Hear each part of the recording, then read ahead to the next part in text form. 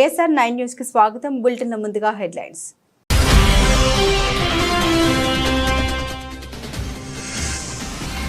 కొత్త MSME పాలసీని ఆవిష్కరించిన సీఎం రేవంత్ రెడ్డి. వ్యాపారాలు పెట్టుబడుల విస్తరణకు వీలుగా కొత్త పారిశ్రామిక విధానం.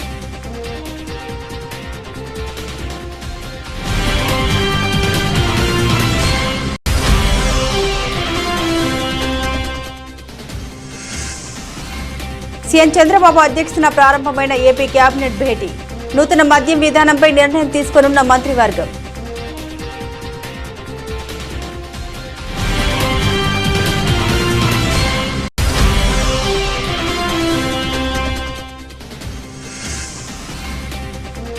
హైడ్రాను ఆపే ప్రసక్తే లేదు. తేల్చి చెప్పిన రేవంత్ రెడ్డి ప్రభుత్వానికి సహకరించి మద్దతు ఇవ్వాలని విజ్ఞప్తి.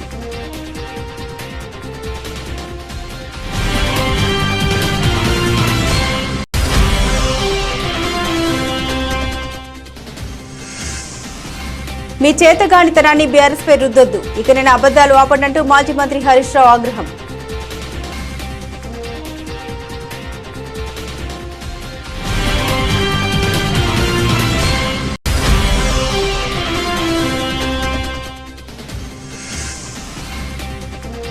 జమ్మూ కాశ్మీర్లో 10 ఏళ్ల తర్వాత అసెంబ్లీ ఎన్నికలు. కొనసాగుతున్న తొలి విడత పోలింగ్.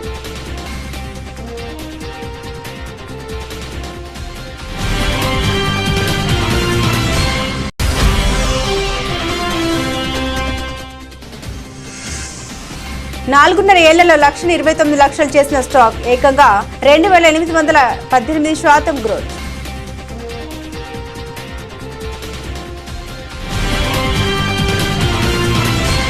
తెలంగాణ ప్రభుత్వం ఈరోజు చిన్న మధ్య తరహా పరిశ్రమల పాలసీని ప్రకటించింది.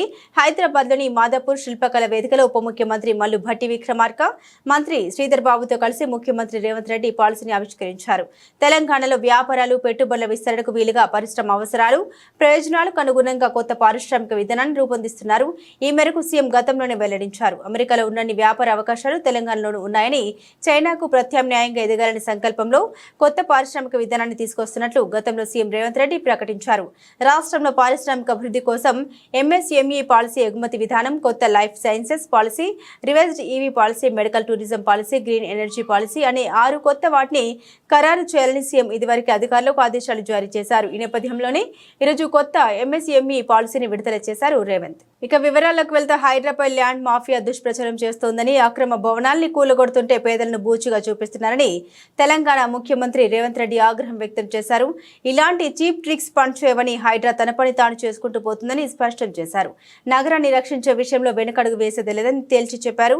హైడ్రా వెనుక ఎలాంటి రాజకీయ వ్యక్తిగత ప్రయోజనాలు లేవని పేర్కొన్నారు. భవిష్యత్ తరాల కోసం నగరాన్ని సంరక్షిస్తామని, నగరానికి ఉన్న లేక్ సిటీ అన్న పేరును పునరుద్ధరిస్తామని స్పష్టం చేశారు. గత ప్రభుత్వ 10 ఏళ్ల దుష్పరిపాలన కారణంగా నగరం వరద నగరంగా మారిందని ఆవేదన వ్యక్తం చేశారు. ఈ సందర్భంగా కేరళ వరదల్ని గుర్తు చేసిన సీఎం హైదరాబాద్ లో అలాంటి పరిస్థితి ఎవరూ కోరుకోవడం లేదని పేర్కొన్నారు. తెలంగాణను ఫ్యూచర్ సిటీగా అభివర్ణిస్తున్నాం కాబట్టి నగరం క్లీన్ సిటీగా ప్రచారం చేయాల్సిన అవసరం కూడా ఉందని రేవంత్ రెడ్డి తెలిపారు. తాను గతంలో చెప్పినట్లు ఆర్థిక సాంస్కృతిక పునరుజ్జీవనంతో పాటు పర్యావరణ పునరుజ్జీవనం కూడా అవసరమని పేర్కొన్నారు. ఈ కారణంగానే ప్రభుత్వం హైడ్రాను ఏర్పాటు చేసిందని వివరించారు. ఈ ప్రయత్నంలో ప్రభుత్వానికి సహకరించి మద్దతు ఇవ్వాలని ప్రజలకు విజ్ఞప్తి చేస్తున్నామని సీఎం రేవంత్ పేర్కొన్నారు. వెనుక రాజకీయ కోణం లేదు, స్వార్థం లేదు. అదొక పవిత్ర కార్యం, ప్రకృతిని కాపాడుకునే యజ్ఞం. దీనికి ప్రతి ఒక్కరూ సహకరించాలి.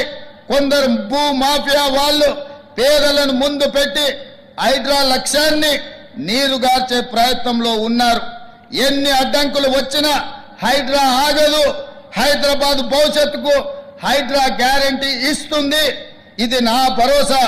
ప్రజలను సహకరించాల్సిందిగా నేను కోరుకుంటున్నాను. ముఖ్యమంత్రి చంద్రబాబు నాయుడు అధ్యక్షతన రాష్ట్ర సచివాలయంలో ఏపీ కేబినెట్ భేటీ ప్రారంభమైంది. నూతన మద్యం విధానంపై నేటి కేబినెట్ భేటీలో నిర్ణయం తీసుకోనున్నారు. గత ప్రభుత్వ హయాంలో మైనింగ్ వ్యవహారాలు తీవ్ర వివాదాస్పదం కాగా కొత్త మైనింగ్ విధానంపై ఇవాల్టి మంత్రివర్గ సమావేశంలో చర్చించే అవకాశం ఉంది. ఇందులోనే ఇసుక విధానం కూడా ఉంటుందని భావిస్తున్నారు. ముఖ్యంగా పెండింగ్ లో ఉన్న వాలంటీర్ వ్యవస్థ అంశంపై కీలక నిర్ణయం తీసుకోనున్నారు. వాలంటీర్లను తప్పకుండా కొనసాగిస్తామని ఎన్నికల ప్రచారం సమయంలో చంద్రబాబు హామీ ఇచ్చారు. ఇక 18 నుండి 59 ఏళ్ల వయసున్న మహిళలకు మహిళలకు నెలకు 1,500 రూపాయలు ఇస్తామన్న ఎన్నికల హామీ, పలు ఉద్యోగ నియామకాలకు నేటి కేబినెట్ భేటీలో పచ్చ జెండా ఊపే అవకాశాలు ఉన్నాయి. పరిశ్రమలకు భూ కేటాయింపులు, P4 కార్యాచరణ, నీరు చెట్టు బిల్లులకు నిధులు విడుదల, జలవనరుల ప్రాజెక్టుల పటిష్టతకు అత్యవసర నిధి కింద 300 కోట్లు కేటాయించే అంశంపై చర్చిస్తారని తెలుస్తోంది. పాకేటప్పుడు పంది, నడిచేటప్పుడు నంది అన్నట్లు అధికారం లేనప్పుడు తెలంగాణ విమోచన దినోత్సవం అంటూ గొంతెత్తిన పార్టీలు ఇప్పుడు ఎంఐఎంని అనే పనికి మాలిన పార్టీకి భయపడి దాని ఉసెత్తడం లేదని కేంద్ర సహాయ మంత్రి బండి సంజయ్ అన్నారు. ఈ విషయంపై ఆయన మాట్లాడుతూ, ఇలాంటి ఎంఐఎం పార్టీలు ఎన్ని బెదిరించినా భారతీయ జనతా పార్టీ భయపడదని, తెలంగాణ అసలు చరిత్ర అందరికీ తెలిసేలా ప్రతి సంవత్సరం తెలంగాణ విమోచన దినోత్సవ వేడుకలు నిర్వహించి తీరుతామన్నారు. తెలంగాణ విమోచన జరిగింది. అధికారంలోకి రాకముందు ఉద్యమ సమయంలో కొన్ని పార్టీలు ఏం చేస్తాయంటే తెలంగాణ విమోచన దినోత్సవాన్ని అధికారికంగా జరపాలే, సమైక్య ఆంధ్రప్రదేశ్ ఉన్నప్పుడు ఆంధ్ర పాలకులారా మా తెలంగాణ స్వాతంత్ర దినోత్సవాన్ని మమ్మల్ని జరుపుకోనివ్వరా అని కొట్లాడి వీళ్ళందరూ కూడా ఈ పార్టీలను కొట్లాడినాయి. కానీ అధికారంలోకి వచ్చినాక ఏం చేసినాయి? ఒక పార్టీ ఏమో సమైక్యత దినోత్సవం అంటది, ఇంకో పార్టీ ఏమో ప్రజాపాలన దినోత్సవం అంటది. ఇప్పుడు ఎందుకు పేరు మారుస్తుంటే సమాధానం లేదు. ఎందుకంటే ఎంఐఎం అని ఒక పార్టీ దరిద్ర పార్టీ ఉంది.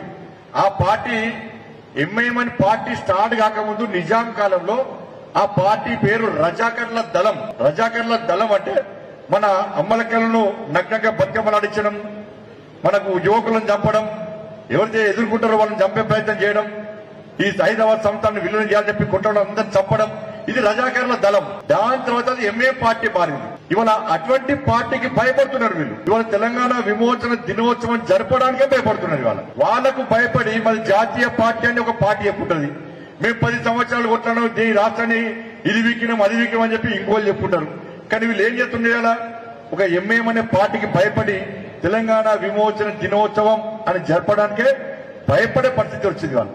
ముఖ్యమంత్రి రేవంత్ రెడ్డి అప్పులపై తప్పుడు లెక్కలు చెబుతున్నారని, తన చేతకంటతనాన్ని గత ప్రభుత్వాలపై రుద్దడం సరికాదని మాజీ మంత్రి హరీష్ రావు ఆగ్రహం వ్యక్తం చేశారు. రాష్ట్రం దివాలా తీసిందంటూ ముఖ్యమంత్రి రేవంత్ రెడ్డి పదే పదే మాట్లాడడం రాష్ట్ర ప్రతిష్టను, పరపతిని దిగజార్చేలా వ్యవహరించడం దుర్మార్గమని పేర్కొన్నారు. సీఎం రేవంత్ రెడ్డి తన వ్యాఖ్యల ద్వారా రాష్ట్ర భవిష్యత్తును ప్రశ్నార్థకరం చేస్తున్నారని విమర్శించారు. మెదక్ జిల్లా కేంద్రంలో మీడియాతో హరీష్ రావు మాట్లాడారు. రాష్ట్ర ప్రభుత్వం 16వ ఆర్థిక సంఘం ముందు అబద్దాలను వల్లివేయడం సిగ్గుచేటని మండిపడ్డారు. రాష్ట్రంపై 6.85 లక్షల కోట్ల అప్పు ఉందనే తప్పుడు ప్రచారాన్ని ఇంకెన్నిసార్లు చెప్తారని ప్రశ్నించారు. పబ్లిక్ మీటింగ్ లో, ప్రచార సభల్లో 16వ ఆర్థిక సంఘం ముందు చివరికి ప్రజాపాలన దినోత్సవ వేదికగా అదే తొండి వాదన వినిపించడం వల్ల రాష్ట్రానికి వచ్చే ప్రయోజనం ఏమిటని నిలదీశారు హరీష్ రావు. ఎంతసేపు అప్పులని మాట్లాడుతున్నావు కదా, మరి కేసీఆర్ పెంచిన ఆస్తుల గురించి ఎందుకు మాట్లాడు? కేసీఆర్ గొప్పగా ఆస్తులు పెంచిండు కదా.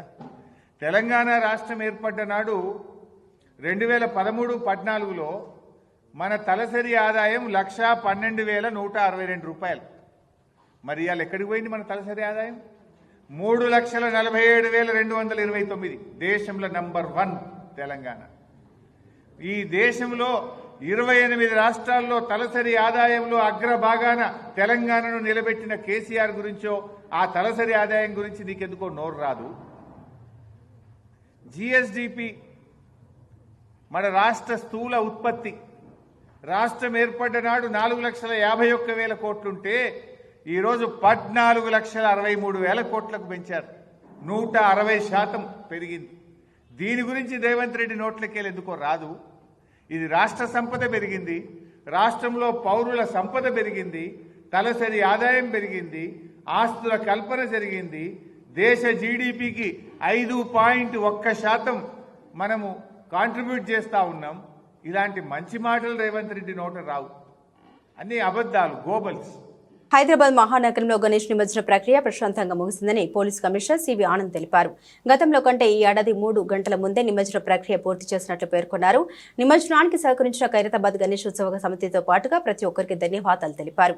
ట్రాఫిక్ దృష్ట్యా బుధవారం ఉదయం 10:30 అన్ని జంక్షన్లు, ఫ్లైఓవర్లను తెరిచామని తెలిపారు. అయితే గణేష్ నిమజ్జన ప్రక్రియ బుధవారం ఉదయం 7 గంటల వరకు ముగిసేలా ప్లాన్ చేస్తామని సిపి తెలిపారు. కానీ కొన్ని మండపాల నిర్వాహకులు సహకరించకపోవడం వల్ల ఆలస్యం జరిగిందన్నారు. వచ్చే ఏడాది ముందే మండపాల నిర్వాహకులు నిర్వాహకులతో సమావేశమై సమయానికి నిమజ్జనం పూర్తయ్యేలా చర్యలు తీసుకుంటామన్నారు. ఈసారి చాలా వాహనాలు ఫెయిల్ కావడం, భారీ గణనాథులకు విద్యుత్ తీగలు అడ్డు తగలడం వంటి కారణాలతో కూడా నిమజ్జనం ప్రక్రియ ఆలస్యమైందన్నారు. గత 10 రోజుల నుండి హుస్సేన్ సాగర్ లో 1,00,000కు పైగా గణనాథుల్ని నిమజ్జనం చేసినట్లు పేర్కొన్నారు. నిన్న ఒక్కరోజే సుమారు 20,000 దాకా నిమజ్జనం చేసినట్లు తెలిపారు. ఇక నిమజ్జన ప్రక్రియ బందోబస్తుకు 25,000 మంది విధుల్లో ఉన్నారని తెలిపారు. ఇందులో సిటీ నుండే 15,000 మంది పోలీసులు ఉన్నారని సివి ఆనంద్ పేర్కొన్నారు. నిమజ్జన కార్యక్రమం ఇప్పుడు కూడా పూర్తి కాలేదు, ఇంకా కొద్దిగా మిగిలి ఉంది. కానీ పోలీస్ బందోబస్తు పరంగా ఎప్పుడైతే మేము ట్రాఫిక్ రిలీజ్ చేస్తామో అప్పుడు బందోబస్తు ప్రజల కోసం పూర్తయిందని మేము భావిస్తాము. ఆ విధంగా చూస్తే ఈరోజు 10:30కు అన్ని జంక్షన్స్ కూడా మేము ఫ్రీ చేయగలిగాము. గత సంవత్సరంతో పోల్చుకుంటే దాదాపు 3 గంటల పొదుపు మేము చేయగలిగాము. దాదాపు 1000 విగ్రహాల నిమజ్జనము ఇంకా మిగిలి ఉందో అది మేము నెక్లెస్ రోడ్లో ఒక ప్రణాళిక ప్రకారం 4 రోజుల్లో అవన్నీ అక్కడ పార్కింగ్ చేసి ప్రజలకు ఎటువంటి ఇబ్బంది లేకుండా ట్రాఫిక్ మొత్తం కూడా సజావుగా నడిచే విధంగా చర్యలు తీసుకున్నాం. అన్ని ఫ్లైఓవర్స్ కూడా ఓపెన్ చేశాము. అన్ని జంక్షన్స్లో కూడా ట్రాఫిక్ నడుస్తూ ఉంది. ఇప్పుడు traffic, law and order task force వాళ్ళందరూ కూడా ఎంతో కృషి చేసి అది కరెక్ట్ సమయానికి నిమజ్జనం అయ్యే విధంగా చర్యలు తీసుకున్నారు. ప్రణాళిక ప్రకారం సౌత్ జోన్లో మండప నిర్వాహకులు ఎస్పెక్ట్ వచ్చారు, వారి విగ్రహాల్ని తొందరగా తరలించారు. అందుకే రాత్రి 10:30 ప్రాంతంలో నయాపూల్ దాటింది లాస్ట్ విగ్రహం సౌత్ జోన్ నుండి. నేను మా అధికారులందరికీ, పోలీస్ ఆఫీసర్స్, సిటీ పోలీస్ చెందిన ఆఫీసర్స్, అదే కాకుండా బయట నుంచి వచ్చిన ఆఫీసర్స్, సిబ్బంది. పెద్దపల్లి జిల్లా రామగుండంలోని సింగరేణి ఇన్స్టిట్యూట్ ఆఫ్ మెడికల్ కాలేజీలో ప్రైవేట్ కాంట్రాక్ట్ ఏజెన్సీలో పనిచేస్తున్న మహిళా కార్మికుల్ని లైంగికంగా వేధిస్తున్న వారిపై చట్టపరంగా చర్యలు తీసుకోవాలంటూ ఆందోళన చేపట్టారు. ఈ మేరకు మెడికల్ కాలేజీ ప్రధాన గేటు ముందు ఐక్య స్వచ్ఛంద సంఘాల ప్రతినిధులు పెద్ద ఎత్తున పాల్గొని నిరసన ప్రదర్శన చేపట్టారు. అమాయకులైన కాంట్రాక్టు మహిళా కార్మికులకు వేధిస్తున్న కామ పిశాచాలపై ఉన్నతాధికారులు చర్యలు తీసుకోవాలని నినాదాలు చేశారు. మహిళలకు ఉద్యోగ భద్రత లేకుండా పోతుందని పేర్కొన్నారు. ఈ సందర్భంగా స్వచ్ఛంద సంస్థల ప్రతినిధి మద్దెల దినేష్ మాట్లాడారు. మహిళల్ని వేధిస్తున్న వారికి ప్రజాప్రతినిధులు అండగా ఉన్నారని ఆరోపించారు.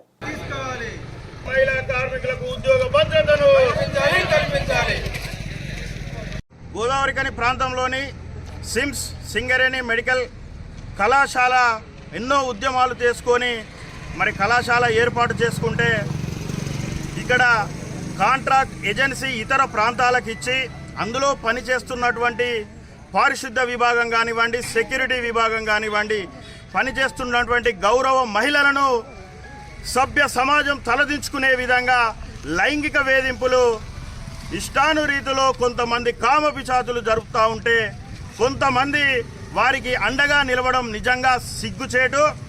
ఒకరేమో మంత్రి శ్రీధర్ బాబు గారి అనుచరులు అని చెప్పుకుంటారు, మరొకరేమో స్థానిక శాసనసభ్యులు మక్కాన్ సింగ్ గారి అనుచరులని చెప్పుకొని మెడికల్ కళాశాలలో భయభ్రాంతులకు గురి చేస్తూ మహిళలను లైంగిక వేధింపులకు పాల్పడి చేస్తున్నా కానీ సంబంధించినటువంటి కాంట్రాక్టరు ఏమాత్రం కూడా పట్టించుకోకుండా, అదేవిధంగా మెడికల్ కళాశాల ప్రిన్సిపల్ గారు కూడా మరి వారిని ప్రోత్సహిస్తున్నారా లేదా ప్రేక్షక పాత్ర వహిస్తున్నారా అని మేము ప్రశ్నిస్తూ ఉన్నాం.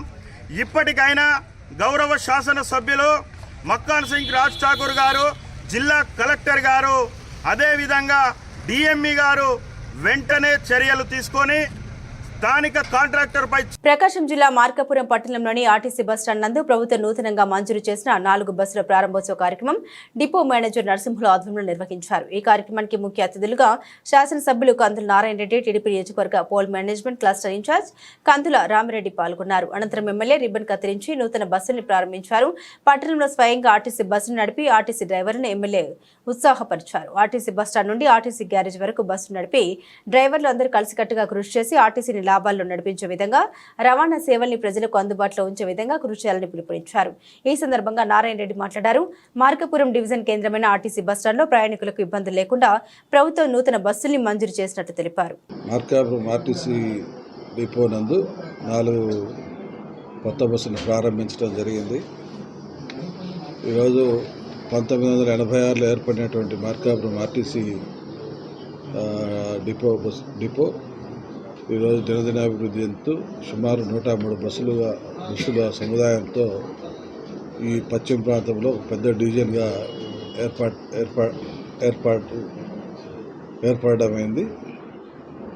ఈ పశ్చిమ ప్రాంతంలో ప్రజలందరూ కూడా ప్రభుత్వ సేవల్ని సక్రమంగా వినియోగించుకొని ప్రజలందరికీ మంచి జరిగేలా చూసుకునే బాధ్యత ప్రజలందరూ బాగా చేపట్టాలని మనస్ఫూర్తిగా కోరుతా ఉన్నాం. ఈ వెనుకబడ్డ ప్రాంతాన్ని ఎట్టి పరిస్థితుల్లో అభివృద్ధి పదంలో తీసుకుపోవాలని మార్కాపురం జిల్లా వెలిగొండ ప్రాజెక్టును కూడా త్వరితగతిలోనే ప్రారంభించే విధంగా ప్రకటించే విధంగా చర్యలు చేపడతానని ఈ మార్కాపురం ప్రజలకు మాటిస్తూ ఉన్నాం. అలాగే అభివృద్ధి విషయంలో కూడా ఎక్కడ వెనక్కి తగ్గకుండా ప్రతి చిన్న విషయంలో కూడా క్షుణ్ణంగా పరిశీలన చేసి గత ప్రభుత్వాలు చేసిన తప్పిదాలని మళ్ళీ ఈ ప్రభుత్వంలో జరగకుండా చూసుకుంటూ మా ప్రభుత్వాన్ని ముందుకు తీసుకుపోయేదానికి మా శక్తి వంచన లేకుండా కష్టపడి పనిచేస్తామని ఈ సందర్భంగా మాటిస్తాము. రంగారెడ్డి జిల్లా కలెక్టర్ శశాంక్ షాద్నగర్ పట్టణంలోని డబుల్ బెడ్రూమ్లను పరిశీలించారు. కలెక్టర్తో పాటు ఎమ్మెల్యే వీర్లపల్లి శంకర్ ఉన్నారు. మీడియాతో కలెక్టర్ శశాంక్ మాట్లాడారు. పెండింగ్ లో ఉన్న పనుల్ని త్వరలో పూర్తి చేయించి క్షేత్రస్థాయిలో అధికారులతో సమావేశం నిర్వహించి డబుల్ బెడ్రూమ్లను లబ్ధిదారులకు అందిస్తామని జిల్లా కలెక్టర్ వెల్లడించారు.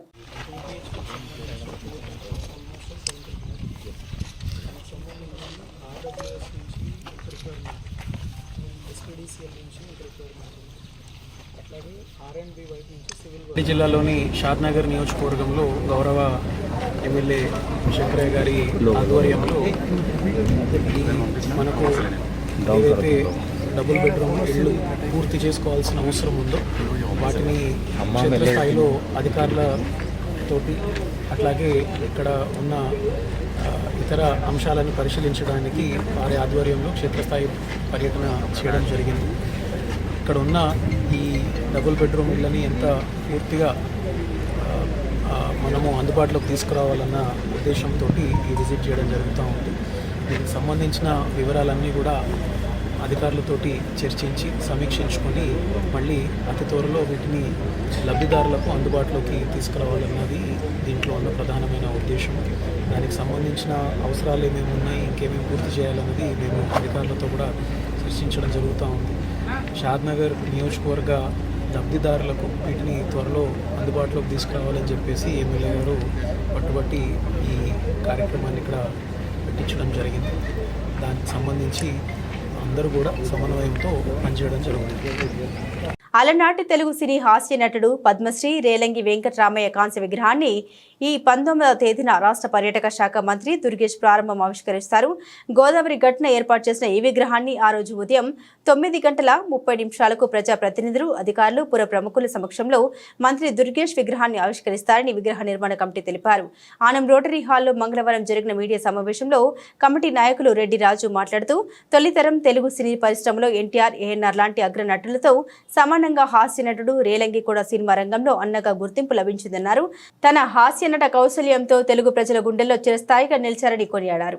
అటువంటి మహానుభావుని విగ్రహాన్ని దాతల సహకారంతో శ్రీ గౌడ శెట్టి బలిజ, శ్రీశయన యాత ఈడిగా సంక్షేమ సంఘం ఆధ్వర్యంలో గోదావరి ఘటన ఏర్పాటు చేస్తున్నామని తెలిపారు.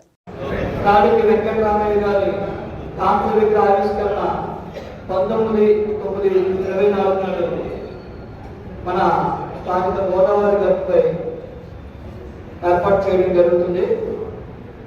ఇంతకు ముందే మన పెద్దలందరూ మా సంగీతంలో కూడా తెలియజేయడం జరిగిన పెద్దలు. ముఖ్యంగా నేను పునర్దృష్టిగా చెప్పాల్సిన విషయం ఏంటంటే రాజకీయ గారికి రాజకీయంతో ఉన్న అభినవాల సంబంధం గురించి తెలియపరుస్తున్నానండి.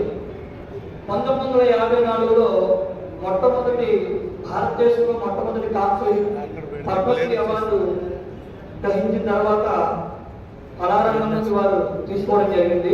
భారతదేశ రాష్ట్రపతి అన్నాడు. తరువాత 1956లో మన రాజకీయంలో లలిత్ కళానికేతన్ వారిచే అప్పుడు హాస్య బ్రహ్మ తమిళపాడి కాళేశ్వరరావు గారి చేతుల మీదుగా మన రాజకీయ గారికి రాజమండ్రిలో ఏదైతే ఇక్కడ ఉందో అక్కడ కూడా హాస్య నట చక్రవర్తి పద్మశ్రీ రాజకీ వెంకటరామయ్య గారనే మేము టాలీవుడ్ ఇండస్ట్రీలో ఓ యువతిపై డ్యాన్స్ కొరియోగ్రాఫర్ షేక్ జానీ బాషా లైంగిక వేధింపుల ఘటనను తీవ్రమైన చర్యగా భావిస్తున్నామని భారతీయ జనతా పార్టీ మహిళా మోర్చా రాష్ట్ర అధ్యక్షురాలు డాక్టర్ శిల్పారెడ్డి అన్నారు. ఈ విషయమై ఆమె మాట్లాడుతూ యువతిని 5 ఏళ్ల పాటు నరకను చూపించడంతో పాటు వేధింపులు దాడులకు పాల్పడడం మతం మారాలంటూ ఒత్తిళ్లకు గురి చేయడాన్ని భారతీయ జనతా పార్టీ తీవ్రంగా ఖండిస్తుందన్నారు. ఇది లవ్ జిహాద్ కేసు హిందూ అమ్మాయిని ట్రాప్ చేసినట్లు స్పష్టంగా ఎఫ్ఐఆర్లో నమోదు చేసినప్పటికీ కేసును నీరుగార్చేందుకు నిందితుడిపై పనికిరాని కేసులు పెట్టడం ఏంటి అని ఇంతవరకు నిందితుడిని అరెస్టు చేయకపోవడం దుర్మార్గమని మండిపడ్డారు. రాష్ట్ర ప్రభుత్వం ఈ కేసును తీవ్రంగా పరిగణించి చట్టపరంగా పారదర్శకంగా విచారణ జరిపించేలా చర్యలు తీసుకోవాలని, లేని పక్షంలో బీజేపీ మహిళా మోర్చా ఆధ్వర్యంలో బాధిత మహిళకు న్యాయం జరిగే వరకు పోరాటం చేస్తామని శిల్పారెడ్డి హెచ్చరించారు. టాలీవుడ్ ఇండస్ట్రీకి సంబంధించి ఒక ప్రముఖమైన కొరియోగ్రాఫర్ షేక్ జానీ బాషా, జానీ మాస్టర్ అని పిలువబడే ఒక కొరియోగ్రాఫర్ సెక్షువల్లీ అసాల్ట్ చేస్తున్నాడు అని చెప్పి ఒక జూనియర్ కొరియోగ్రాఫర్ పోలీస్ స్టేషన్లో కంప్లైంట్ ఇచ్చినప్పటికీ ఇంతవరకు పోలీస్ యంత్రాంగం కానీ రాష్ట్ర ప్రభుత్వం కానీ దానిపై స్పందించకపోవడం చాలా దురదృష్టకరమైన విషయం. అమ్మాయి తన కంప్లైంట్ కాపీలో క్లియర్గా మెన్షన్ చేసినప్పటికీ గత 5 సంవత్సరాల నుంచి, అంటే ఆ అమ్మాయి మైనర్గా ఉన్నప్పటి నుంచి అతను వేధిస్తున్నాడు, సెక్షువల్ ఫేవర్స్ అడుగుతున్నాడు, అలాగే మతం మార్చుకొని తనని పెళ్లి చేసుకోవాలని ఒత్తిడి తెస్తున్నాడు అని క్లియర్ కట్గా మెన్షన్ చేసినప్పటికీ ఆ జానీ మాస్టర్ అనే వ్యక్తిని ఇంతవరకు పోలీసులు అరెస్ట్ చేయకపోవడం, అతను నెల్లూరులో ఉన్నాడు అని తెలిసి కూడా అతన్ని అరెస్ట్ చేయకపోవడం, అలాగే రాష్ట్ర ప్రభుత్వం దీనిపై స్పందించకపోవడం చాలా దురదృష్టకరమైన విషయం. ఇది క్లియర్ కట్గా లవ్ జిహాద్ కేసు. ముస్లిం అబ్బాయిలు హిందూ అమ్మాయిలను ట్రాప్ చేసి వాళ్ళ మతం మార్చి వాళ్ళని చిత్రహింసలు పెట్టే ఇదొక ప్రక్రియని రోజు రోజుకి ఎక్కువైతున్నప్పటికీ కూడా మన రాష్ట్ర ప్రభుత్వం నిమ్మకు నీరెత్తినట్టు కూర్చోవడాన్ని భారతీయ జనతా పార్టీ మహిళా మోర్చా తీవ్రంగా ఖండిస్తుంది. రోజు రోజుకి రాష్ట్రంలో అత్యాచారాలు అన్యాయాలు పెరుగుతున్నప్పటికీ మన సీఎం రేవంత్ రెడ్డి గారు, కేర్ ఆఫ్ హోమ్ మినిస్టర్ గారు నిర్లక్ష్య వైఖరిని మేము తీవ్రంగా ఖండిస్తున్నాం. ఇది వెంటనే లవ్ జిహాద్గా కేసుగా తీసుకోవాలని, అలాగే ఆ అమ్మాయికి వెంటనే న్యాయం జరగాలని, న్యాయం జరిగే విధంగా భారతీయ జనతా పార్టీ మహిళా మోర్చా తనకు అండగా ఉండి ఆమెకి న్యాయం చేసే విధంగా పోరాడతామని, దీన్ని ఎటువంటి పక్షపాతం వహించకుండా ఈ కేసు సాల్వ్ చేయాలని విజ్ఞప్తి చేస్తూ కాకినాడ జిల్లా పత్తిపాడులో జాతీయ రహదారిని ఆనుకుని నరేంద్రగిరి కొండపై శ్రీమద్ రామాయణ పీఠం వ్యవస్థాపక అధ్యక్షులు రామకోటి సుబ్బారావు ఆధ్వర్యంలో నూతనంగా నిర్మితమవుతున్న శ్రీరామ నామక్షేత్రం ఆంధ్ర భద్రాద్రి ఆలయ స్లాబ్ నిర్మాణం ఈ నెల 19న గురువారం జరుగుతుందని ఆలయ అభివృద్ధి కమిటీ సభ్యులు తెలియపరిచారు. ఈ సందర్భంగా ఆలయ అభివృద్ధి కమిటీ సభ్యులు రెడ్డం రాజా, పుష్పారెడ్డి, పత్రి రమణ, గానాల గంగాధర్ మాట్లాడారు. ఈ కార్యక్రమానికి ఎమ్మెల్యే వరపుల సత్యప్రభుతో పాటుగా స్వామీజీలు, గ్రామ పెద్దలు, ఆలయ అభివృద్ధి కమిటీ సభ్యులు హాజరవుతారని తెలిపారు. ప్రతిపాడులో స్వామి వివేకానంద టెంపుల్ కిందని శ్రీరామ క్షేత్రం చాలా గొప్పగా 2 కోట్ల ప్రాజెక్టుతో ఇది చిన్న స్టేజీ నుంచి కాకినాడ నుంచి వచ్చి మన గల్లా సుబ్బారావు గారు, రాజా గారు, అలాగే పుష్పారెడ్డి గారు, రమణ గారు, ఇలాగా కత్తిపాడు గ్రామంలో గోగుల బుజ్జి గారు అందరినీ వేసి మన సుబ్రహ్మణ్యం గారు వీళ్ళందరినీ వేసి ఒక కమిటీగా తయారు చేసి ప్రతిపాడు అందరినీ కూడా ఆడవారిని, మగవారిని, భజన సమాజం వాళ్ళందరినీ కూడా కమిటీ 2 కమిటీల కింద వేసి ఈ శాస్త్రానికి అందరూ చాలా మంది సహకారం చేశారు. మన చెలంకూరు భావన గారు, అలాగే రెడ్డి వెంకన్న గారు, అలాగే రెడ్డి నాయుడు గారు, ఎంతో మంది సహకారం చేసి ఈవేళ ఈ నిర్మాణం ఎంతవరకు వచ్చిందంటే వాళ్ళ వల్లే. ఇది గ్రామ ప్రజలు పెద్దవాళ్ళందరూ దయవల్లే ఇంతవరకు మనం స్లాబ్ వరకు లాక్కొచ్చామంటే త్వరలో స్లాబ్ అయిపోయిన అనంతరం లక్ష్మీదేవి గుడి, ఇలాగే బాలరాముడి గుడి, ఆంజనేయ స్వామి విగ్రహం, అలాగే ఆ రాముల వారి 45 అడుగులు విగ్రహం వేయడం జరుగుతుంది. చుట్టెంపులు, కాంపౌండ్ వాళ్ళు, కిందకి మెట్లు, గజస్తూపం, అలాగే ఎంట్రన్స్ లో ఒక ద్వారం తయారు చేసి బోరు కొట్టించి ఇక్కడ ఎంతో శాస్త్రంగా తయారేది. పుణ్యాత్ములు వీళ్ళు అందరూ సహకారంతో, పుణ్యాత్ముల సహకారంతో త్వరలో పెళ్లిళ్ళు కూడా జరుగుతాయి. అలాగే అన్నదానం కూడా జరుగుతుంది. ఈ శాస్త్రంలో అంత గొప్పగా ప్రళయం అవుతుందని మనం జై శ్రీరామ్. మత్స్యకారులు ఎదుర్కొంటున్న సమస్యల్ని ప్రభుత్వం దృష్టికి తీసుకెళ్లి పరిష్కారానికి కృషి చేస్తామని జాతీయ మత్స్యకారుల సంఘం రాష్ట్ర అధ్యక్షుడు మేసా అప్పలరాజు తెలిపారు.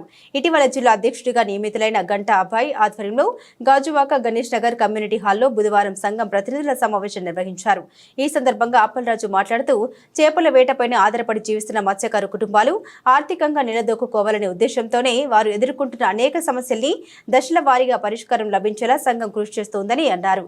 జిల్లాలోని మత్స్యకారుల మత్స్యకారులందరినీ ఒకే తాటిపైకి తీసుకొచ్చి వారి అభివృద్ధికి పాటుపడతామని తెలిపారు. చేసినటువంటి సేవలను గుర్తించి జాతీయ మత్స్యకార సంఘం తరఫున మేము ఆయనకి ప్రకటిస్తూ లెటర్ కూడా బాధ్యత లెటర్ కూడా ఇవ్వడం జరుగుతుంది. కారణం ఏంటంటే ముఖ్యంగా మా జాతీయ మత్స్యకార సంఘం అందరికీ 1979లో మా జాతీయ మత్స్యకార సంఘాన్ని మా బీహార్ రావు గారు మర్రి రామచంద్రరావు గారు దీన్ని రిజిస్ట్రేషన్ చేసి మా మత్స్యకారులకు సేవలు అందించడం జరిగింది ఈ సంఘం తరఫున. అలాగే మన ఇండియాలో 24 రాష్ట్రాల్లో ఏదైనా సంఘం ఉంది అంటే అతిపెద్ద సంఘం మా జాతీయ మత్స్యకార సంఘం. మన జాతీయ మత్స్యకార సంఘంలో మేమందరం ఆ కుటుంబ సభ్యులుగా ఉండడంలో మేము మాకు ఎలాంటి అవకతవకలు ఉన్నా మత్స్యకారులకు ఎలాంటి సమస్యలు ఉన్నా అందరూ కలిసికట్టుగా ఉండి మేము ఈ విషయాన్ని పరిష్కారాలు తీసుకెళ్తూ ఉంటాం. అలాంటి పరిష్కారం తీసుకెళ్ళేటప్పుడు ప్రతి స్టేట్లో కమిటీలు ఉండాలి, ప్రతి జిల్లాలో కమిటీలు ఉండాలి, ప్రతి మండలంలో కమిటీలు ఉండాలి. విలేజ్ స్థాయిలో నుంచి కూడా కమిటీలు వేసి ఈ సంఘం ద్వారా మత్స్యకారులకి సేవ చేయకుండా దుర్పథంతోనే మేము ముందుకెళ్తున్నామనేసి ఈ సభాపూర్వకంగా మీడియా సభ్యులకు మేము తెలియజేస్తున్నాం. భారత్లో అత్యంత సమస్యాత్మక ప్రాంతం జమ్మూ కాశ్మీర్లో 10 ఏళ్ల తర్వాత అసెంబ్లీ ఎన్నికలు జరుగుతున్నాయి. 2019లో ఆర్టికల్ 370 రద్దు తర్వాత జరుగుతున్న ఎన్నికలు కావడంతో ప్రాధాన్యత సంతరించుకుంది. కాశ్మీర్ లోయలో ఇవాళ తొలి విడత పోలింగ్ జరుగుతుంది.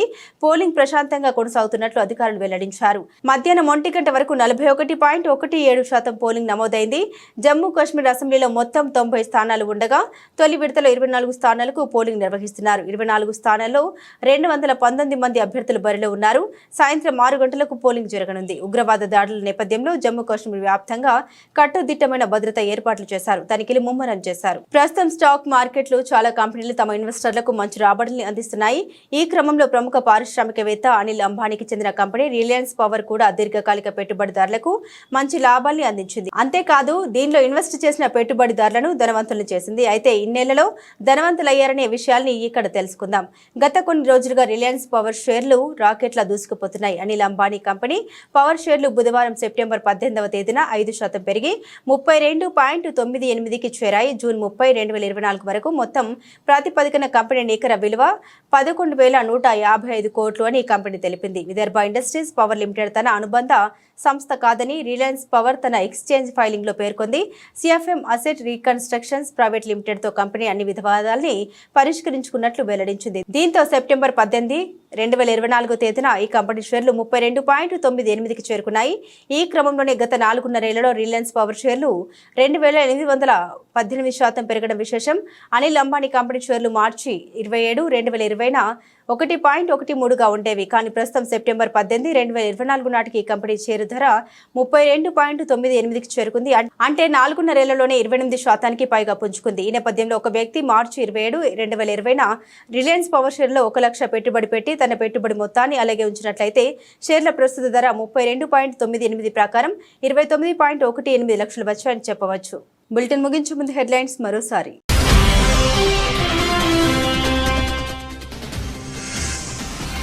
కొత్త ఎంఎస్ఎంఈ పాలసీని ఆవిష్కరించిన సీఎం రేవంత్ రెడ్డి. వ్యాపారాలు పెట్టుబడుల విస్తరణకు వీలుగా కొత్త పారిశ్రామిక విధానం.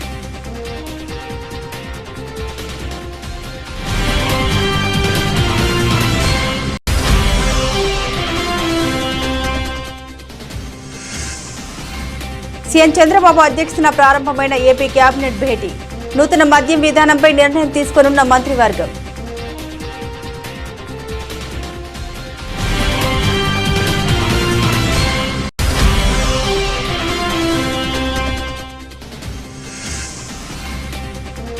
హైడ్రాను ఆపే ప్రసక్తే లేదు. తేల్చి చెప్పిన రేవంత్ రెడ్డి ప్రభుత్వానికి సహకరించి మద్దతు ఇవ్వాలని విజ్ఞప్తి.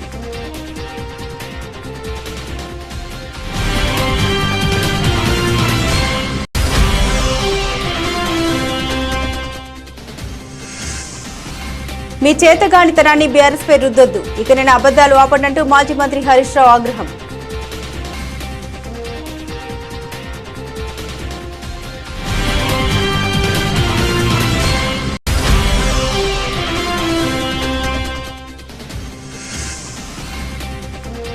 జమ్మూ కాశ్మీర్లో 10 ఏళ్ల తర్వాత అసెంబ్లీ ఎన్నికలు, కొనసాగుతున్న తొలి విడత పోలింగ్.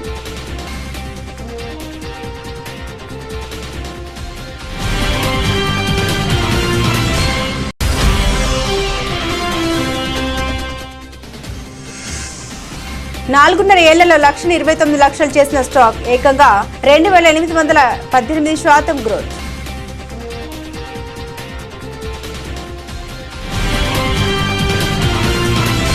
ఇవి బులెటిన్లోని విశేషాలు. తిరిగి మరో బులెటిన్తో మళ్ళీ కలుసుకుందాం. అంతవరకు సెలవు. నమస్కారం.